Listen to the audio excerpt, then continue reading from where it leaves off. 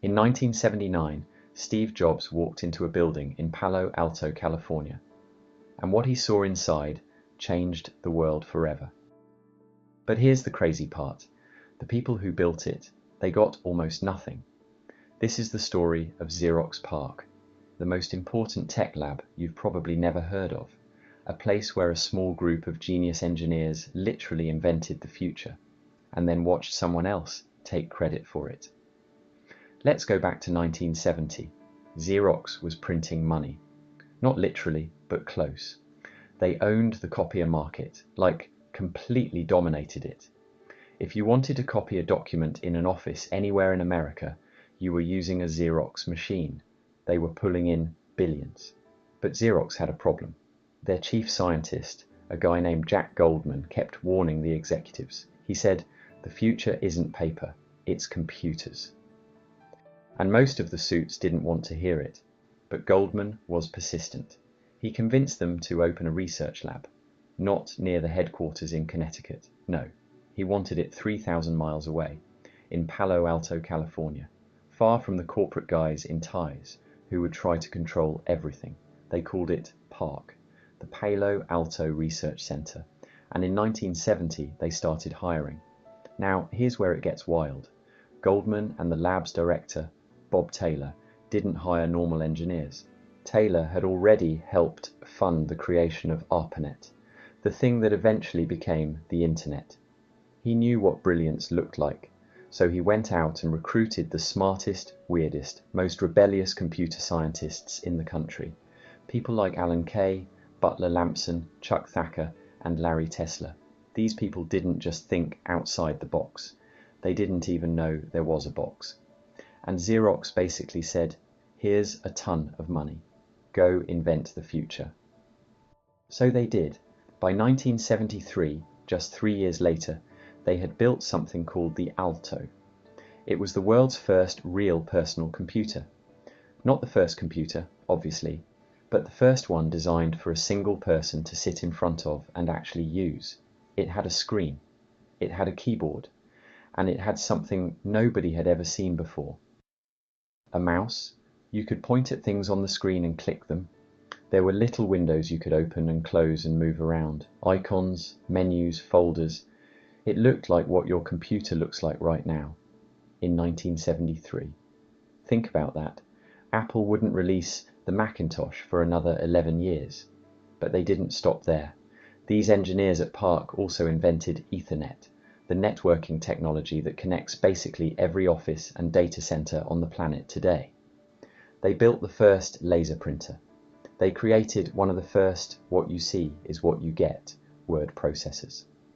They developed object-oriented programming, which is the foundation of almost every modern software language. One lab, a few dozen people, in a few years. They invented the personal computer, computer networking, laser printing, and modern software design. Let that sink in. So what happened? Why isn't Xerox the biggest tech company in the world right now? This is the part that hurts. Xerox's executives back in Connecticut didn't get it. They looked at the Alto and said, "That's cute, but we sell copiers." They couldn't see what they had. It's like finding a diamond mine in your backyard and complaining about the holes in your lawn.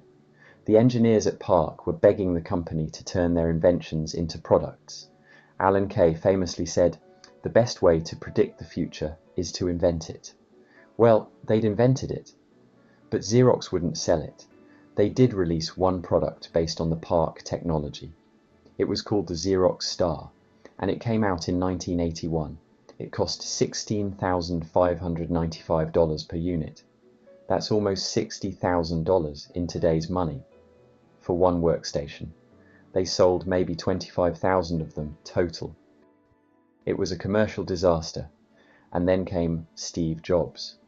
In 1979, Xerox's venture capital division had invested $1 million in Apple, which was still a small startup at the time. As part of the deal, Jobs got a tour of PARC, and when he walked in and saw the graphical user interface, the windows, the mouse, the clicking, the icons, he lost his mind.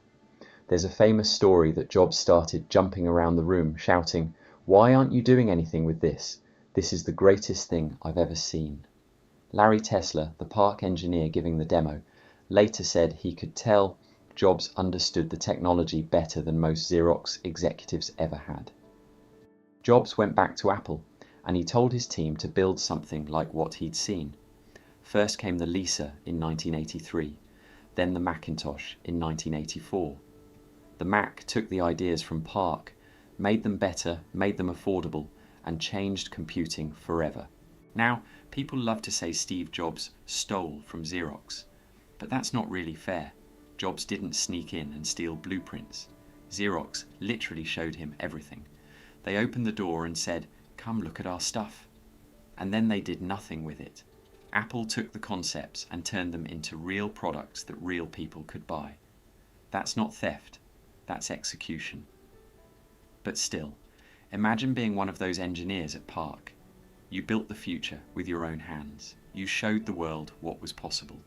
And then you watched someone else become a billionaire from your ideas. A lot of them did leave. Larry Tesler went to Apple. Bob Metcalfe, who co-invented Ethernet, left to start 3Com. Charles Simonyi went to Microsoft, where he helped create Word and Excel. The talent scattered, and each person carried a piece of PARC's genius with them into the wider tech industry. Xerox PARC didn't die, by the way. It still exists. In 2002, Xerox spun it off into a separate company. It's done good work over the years, but nothing like that incredible burst of invention in the early 70s. Here's what I keep thinking about. Xerox had everything: the money, the people, the technology, the head start. They had a 10-year lead on everybody, and they blew it. Not because the inventions were bad, but because the people in charge couldn't imagine a world different from the one they already knew. They were so focused on selling copiers that they couldn't see they were holding the blueprint for the entire digital age. And that's the real lesson of Xerox PARC. Having the idea isn't enough. Having the technology isn't enough. Even being first isn't enough. You have to believe in what you've built. You have to be willing to let go of the thing that's making you money today and bet everything on the thing that could change tomorrow. So let me leave you with this question. Right now, today, at some company somewhere in the world, is there another PARC? Is there a team of brilliant people who've already invented the next revolution? And is their boss looking at it and saying, "That's nice, but it's not what we do"? Because if history tells us anything, the answer is almost definitely yes.